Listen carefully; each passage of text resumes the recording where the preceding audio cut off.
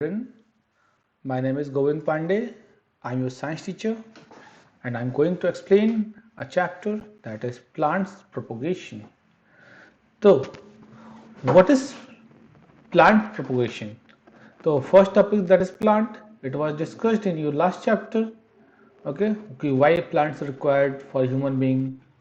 Lots of topics it was discussed in last chapter, chapter 1, and in this chapter, propagation we will discuss propagation. ठीक है, तो what is propagation? Propagation means distribution. You can say distribution. कैसे एक plant से दूसरा plant, दूसरे plant से तीसरा प्लांट, ये है propagation. अभी हम आगे एक चैप्टर में पढ़ेंगे भी, ठीक है, लाइन बाय लाइन. सब लोग अपनी बुक ओपन कर लें. Your first pages look like that. Plants propagation. Okay, now in this previous chapter we have studied that plants are an essential part of our body, food. Okay, तो इसमें बताया गया कि almost every organism depend directly और indirectly on the plants for food. ठीक है, बताया गया था लास्ट चैप्टर में कि सारे ऑर्गेनिज्म, दुनिया के सारे ऑर्गेनिज्म जितने लिविंग ऑर्गेनिज्म हैं, ठीक है, जीव, जितने भी जीव हैं वो डायरेक्टली और इनडायरेक्टली किस पे डिपेंड है? प्लांट्स पे डिपेंड है. ठीक है, यहाँ पे लिखा है सीरियल्स, पल्सेस, यहाँ पे दाल है, वेजिटेबल, फ्रूट्स, ये सब क्या है? इन सब चीज़ों पे हम डिपेंड हैं. Besides food products, plants also provide wood, fiber, rubber, gum, etc. मतलब फूड प्रोडक्ट के अलावा भी बहुत सारे इस्तेमाल हैं. जैसे लकड़ी के हम लोग फर्नीचर्स बनाते हैं, ठीक है, फाइबर है, रबर, इरेजर का इस्तेमाल करते हैं, गम जो गोंद होता है, गोंद का इस्तेमाल करते हैं हम लोग. ठीक है, ये सब प्लांट्स के ही प्रोडक्ट हैं. विच अब कुछ इंडस्ट्रियल यूज भी हैं प्लांट्स के. Plants also supply oxygen and help reduce soil erosion. ठीक है, यहाँ क्या बताया गया कि प्लांट्स क्या होता है, हमें ऑक्सीजन सप्लाई करता है. सब लोगों को पता है कि कार्बन डाइऑक्साइड और ऑक्सीजन का एक्सचेंज जो कर रहा है वो सारे प्लांट्स कर रहे हैं. तो इसे ये बताया गया है. फिर आप देखेंगे, we can say that for life on earth is totally depend on the plants. ठीक है, हम ऐसा कह सकते हैं कि पूरी हमारी लाइफ, अर्थ रहने जितने भी जीव हैं वो फुल्ली डिपेंडेंट किस पे है? प्लांट्स पे. For this reason, it becomes necessary to grow more and more plants. इसीलिए ऐसा है कि हमें ज़्यादा से ज़्यादा प्लांट्स को उगाना चाहिए. तो मीट आवर नीड्स, तो इस कंडीशन को हम मीट करने के लिए, मतलब पाने के लिए, the continuous supply of plant product is important. That would be possible only if the number of plants increases. ये हम तब कर सकते हैं जब हम रोजाना प्लांट्स के नंबर्स को इंक्रीज करें, नंबर ऑफ प्लांट्स को इंक्रीज करें, मतलब प्लांट्स लगाएं. सीधी बात है, प्लांट्स लगाएं, नए नए प्लांट्स लगाएं हम. ठीक है, चलिए अब देखते हैं. तो प्लांट्स के ग्रोथ के लिए सबसे इंपॉर्टेंट चीज क्या है? सीड. सीड क्या? बीज. जो एक, अगर हम लोग देखेंगे चना को हम भिगो दें पानी में, तो उससे क्या होगा? उसको अगले दिन उसको पानी निकाल के उसको एक कपड़े में बांध रख देते हैं हम लोग. तो उससे क्या होता है? हमें उसमें जर्मिनेशन होता है. जर्मिनेशन होता है तो some seeds produce new plants to know the. अब क्या होता है, कुछ सीड्स हमें न्यू प्लांट्स देते हैं, लेकिन कुछ सारे सीड्स न्यू प्लांट नहीं देते हैं, क्योंकि बहुत सारे प्लांट्स ऐसे हैं, जैसे गुलाब का फूल है, रोज़ का हम स्टेम का इस्तेमाल करते हैं या उसके शाखाओं का इस्तेमाल करके हम नया प्लांट बनाते करते हैं. ठीक है, उसमें सीड्स का इस्तेमाल नहीं होता है. तो यहाँ पे लिखा भी है द सीड कोट. अच्छा, सीड कोट क्या होता है? तो सीड कोट क्या है? जो outer most part of the seed. ठीक है, जैसे चना है, चना का ऊपर छिलका जो लगा होता है वो सीड कोट बोल सकते हैं. ठीक है, जिसके अंदर असली जो सीड है, सीड का इंटरनल पार्ट है जो वो सेफ होता है, वो होता है सीड कोट. ठीक है, the seed coat protect the internal parts of the tiny plants called embryo. ठीक है, you can also observe embryo by soaking the seed in the water overnight. हम बताएं वही हम आपको एग्जाम्पल चना को हम भिगो दिए सुबह, उसको निकाले तो हम उसको आराम से ऊपर का लेयर अलग कर सकते हैं, नीचे का लेयर अलग कर सकते हैं। यहाँ तक उसको 2 पार्ट्स में बांटेंगे तो ये ऐसे ही दिखाई देगा हमारा चना gram. The swollen seeds shows different parts more clearly. तो यहाँ पे स्वैलन जो मतलब भिगोया हुआ चना जो होता है, उसमें हम सीड के पार्ट्स को अलग अलग आसानी से देख सकते हैं। ठीक है, cotyledons and baby plants inside. ठीक है, अब देखते हैं।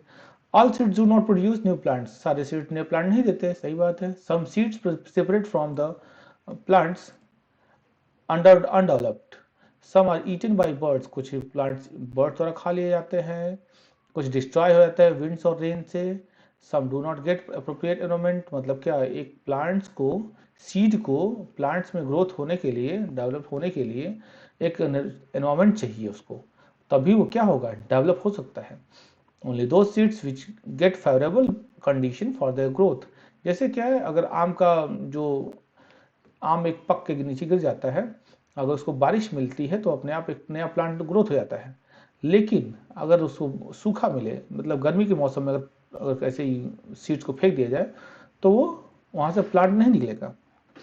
तो वो है फेवरेबल कंडीशन। फेवरेबल कंडीशन मतलब क्या, एक अच्छा पानी, थोड़ा सा पानी का इस्तेमाल हो, थोड़ी मॉइस्चर मिले उसको, तब वो क्या होता है, आसानी से ग्रोथ कर सकता है। अब देखो क्या होता है, germination of seeds. Germination of seed मतलब कैसे जर्मिनेट होते हैं seeds. The change of seed into seedling new plant is known as germination. ठीक है, the change of seed into seedling is known as germination. ठीक है, सीड्स का new plant में ग्रोथ होना, जैसे न्यू प्लांट निकलते हैं उसमें से, तो उसको बोलते हैं germination. There are some condition which are necessary for the germination of seed. Air, water, soil and sunlight are required for germination. मतलब जर्मिनेशन तभी हो सकता है जब उसको प्रॉपर कंडीशन में एयर मिले, हवा मिले, पानी मिले और सैंड, सॉइल, मिट्टी मिले। ठीक है, तब वो क्या होता है, आसानी से ग्रोथ कर पाएगा। Seed will not able to germinate even if one condition is absent। Seed कभी जर्मिनेट नहीं कर सकता अगर इसमें से कोई भी एक कंडीशन ना मिले, मतलब हवा ना मिले या उसको सॉइल ना मिले, तो वो ग्रोथ करना पॉसिबल नहीं है उसका। Therefore all the condition are equally important for seed to germinate. ठीक है, सारी कंडीशंस इंपॉर्टेंट है सीड को जर्मिनेट होने के लिए, ठीक है, प्लांट में डेवलप होने के लिए। When all suitable condition are present, seed start germinating, its sprouts and tiny roots come out from the soft seed coat. ठीक है, अगर सारी कंडीशन फेवरेबल मिल जाती है इसको, तो उसमें से क्या होता है, एक नया नन्हा पौधा जर्मिनेट होता है। अब देखेंगे नेक्स्ट पेज, इसमें क्या है, देखिए यहाँ देख रहा है एयर वाटर, यहाँ पे सीड है, यहाँ पे सनलाइट मिला, एयर मिला, वाटर मिला। तो क्या, seed is shown in the figure where it gets air, water, सब कुछ उसको मिला, और थोड़ी सी वार्मथ, मतलब गर्मी, थोड़ी सी गर्मी भी मिलनी चाहिए उसको। ठीक है, तो क्या हो गया, देखिए स्प्राउट निकल गया इसमें से, और फिर रूट, रूट यहाँ पे देख रहे हैं, रूट मिल रहा है, जड़ें, रूट सिस्टम पढ़ चुके हैं आप लोग। ठीक है, यहाँ पे लीव्स हैं, पत्ते हैं, कार्टिलेडन से दिख रहा है आपको। ठीक है, बेबी प्लांट्स, यहाँ पे ग्रोथ हो गया। ठीक है, यहाँ पे दिखा रहा है first position, second position, third and fourth. ठीक है, ये स्टेप्स दिख रहा है कैसे एक सीड एक प्लांट्स में डेवलप होता है। अब देखते हैं dispersal of seed. Dispersal of seeds क्या होता है, हम बता देते हैं आपको, सीड का एक प्लेस से दूसरे प्लेस पर जाना। ठीक है, वो होता है dispersal. Dispersal of seed is important for the production of new plant. ठीक है, dispersal of seed important for, क्या होता है, डिस्पर्सल बहुत इंपॉर्टेंट है किसी प्लांट को ग्रोथ होने के, डेवलप होने के लिए। ठीक है, अब देखिए dispersal of seed is necessary so that every seed growing into new plants gets sufficient amount of sunlight, water, air, etc. It also plants near the parent plant. जब पेरेंट प्लांट क्या होता है, देखिए पेरेंट प्लांट जहाँ क्या होता है, अब समझ लीजिए एक आम का पेड़ है, तो वो आम का पेड़ पेरेंट प्लांट है, और उससे जो सीड निकलेगी, जैसे आम आम गिरेगा तो वो क्या होगा, डिस्पर्सल होगा, तो मतलब हम उसको, कोई गाय खा ली उसको, फिर लेके गई कहीं और उसको लाके उसको फेंक दिया, वहाँ से प्लांट निकल गया, तो वो क्या है, डिस्पर्सल है। हम हमारे पेड़ से, पेरेंट प्लांट से सीड अलग हो जा रहा है और वो दोबारा डेवलप हो जा रहा है कहीं और जाके। ठीक है, उसको बोलते हैं dispersal. They will not able to survive as they would not get enough food space. ठीक है, अब ऐसा क्यों होता है, डिस्पर्सल ऐसा क्यों इंपॉर्टेंट है।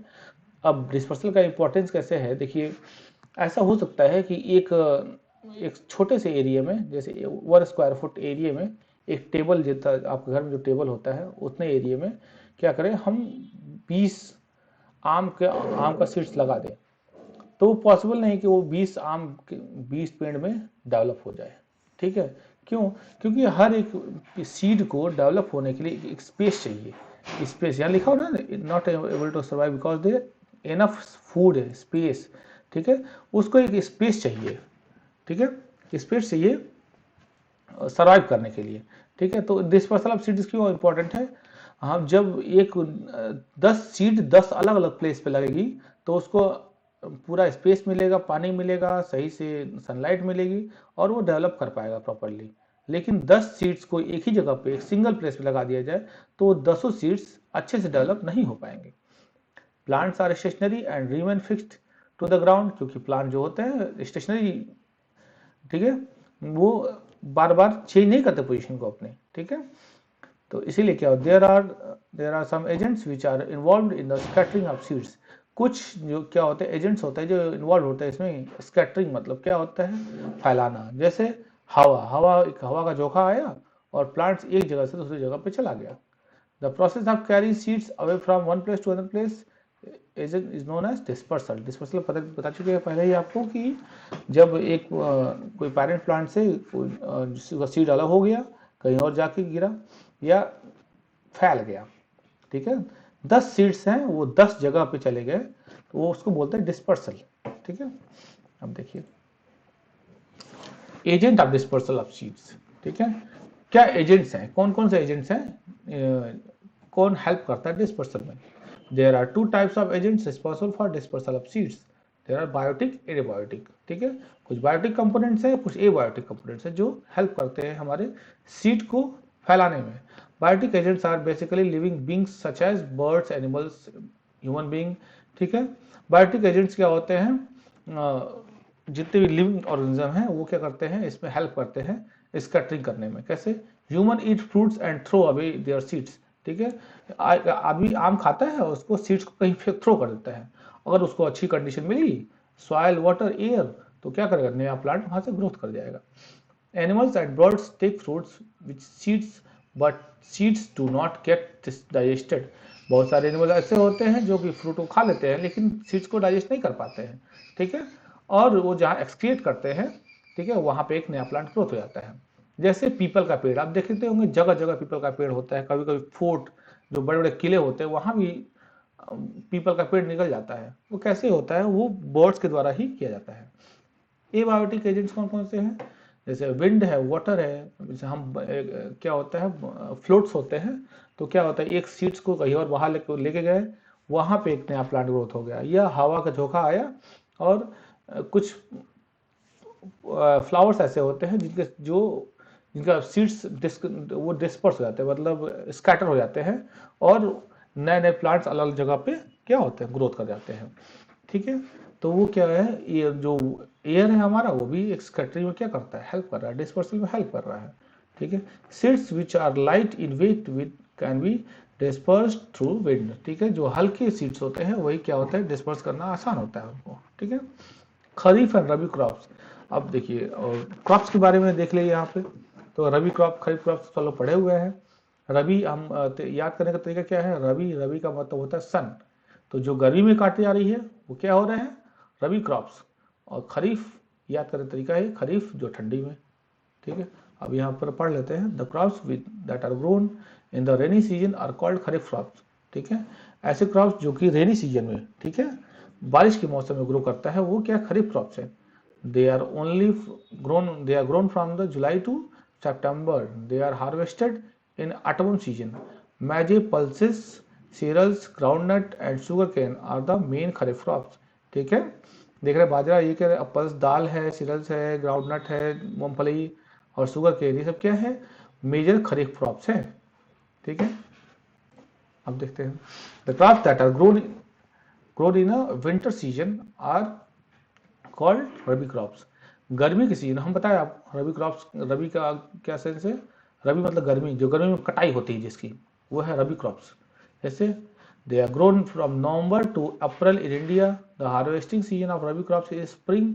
These are also known as winter crops, ठीक है। विंटर क्रॉप बोलते हैं क्योंकि विंटर सीजन में क्या ग्रोथ होता है। देखिए यहाँ पे समझ में, देखिए यहाँ पे नवंबर टू अप्रैल, नवंबर एक ठंडी का महीना है, नवंबर दिसंबर जनवरी फरवरी ये सब क्या ठंडी का महीना है ना, तो ठंडी में ही ग्रो होता है। लेकिन कटाई कब होती है इसकी, कल्टीवेशन, कल्टीवेशन मतलब ऐसी कटाई कब होती है, इस क्रॉप को निकाला कब जाता है, तो वो गर्मी में निकाला जाता है। तो इसीलिए हम बोलते हैं रबी क्रॉप्स, रबी मतलब गर्मी, सूरज, सूरज मतलब गर्मी, तो गर्मी में जो काटेंगे वो है रबी क्रॉप्स। जैसे गेहूँ, गेहूँ कटाई इस समय हो रही है, इस समय गर्मी का महीना चल रहा है हम लोग का, और हम लोग इस समय काटते हैं गेहूँ को, ठीक है।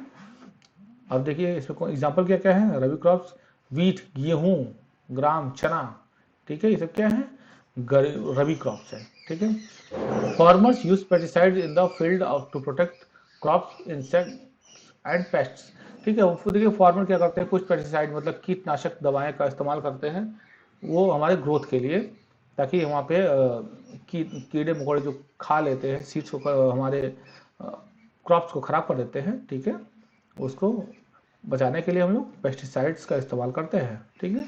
Otherwise insect will harm the yield crops, ठीक है, नहीं तो क्या होगा, इंसेक्ट क्या करेंगे, पूरे फसलों को खा जाएंगे, ठीक है। इस तरीके से हमारा ये चैप्टर फिनिश होता है। क्वेश्चन आंसर हम लोग नेक्स्ट लेक्चर में डिस्कस करेंगे, ठीक है। चलिए, ओके, थैंक यू।